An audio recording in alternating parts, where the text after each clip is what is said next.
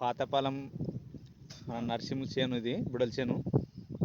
ఎట్లా ఉంది ఆయన మాటల్లోనే ఉందాం అన్న. ఎట్లా ఉంది అన్న బుడల చేను? ఇప్పుడేం బాగుంది అనేది. ఇదేం బాగానే కనిపిస్తుంది, దానికి దీనికి డిప్రెషన్ కనిపిస్తుంది. ఇప్పుడు అవతలది వాడంది, అది ఇది వాడినది. దానికి దీనికి తేడా ఏం కనిపిస్తుంది?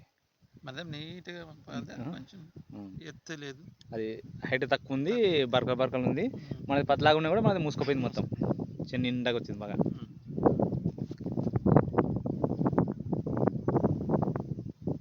అది మన గంగనపల్లి శాఖలో బలంగా అనిపిస్తుంది. అది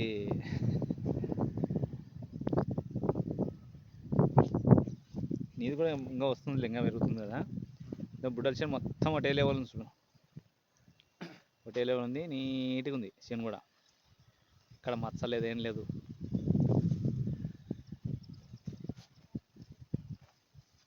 ఇదకి 2 సార్లు పెట్టింది మంచమని. ఇప్పుడు అదే అలా పట్ల దానికే పోతుండే. అవునండి. ఇట్లా చేను మన అప్సా ఏటి వాడితే కరెక్ట్గా ఇట్లా ఉంటుంది చూడు చేను. అప్సా వాడితే ఇప్పుడు అది అప్సా వాడింది ఎట్లా ఉంది, తేడా ఉంది కదా దానికి తేడా.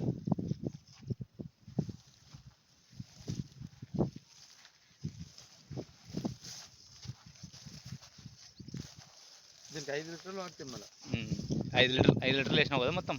ఎంత చేను ఎంత అది? 4 క్వింటాల గుండు. 4 క్వింటాల గుండు. 4 క్వింటాలకు 5 లీటర్లు అయిపోయింది ఇప్పటికే. మళ్ళీ ఒకసారి బుడ్డలు పెరిగినాక ఎట్లా ఉంటుంది, కాపు ఏం లేదనేది చూపిస్తాను. ఇప్పుడు ఇది మన బుడ్డల చేను, వాడినది. ఇది వాడినది, అది వాడలేదు.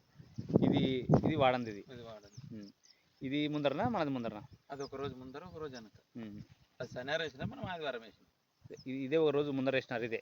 అదే అయినా మన చేను లెక్కల నీట్గా లేదు. మన చేను నీట్గా ఉంది, గ్రోతింగ్ కూడా ఎక్కువ ఉంది.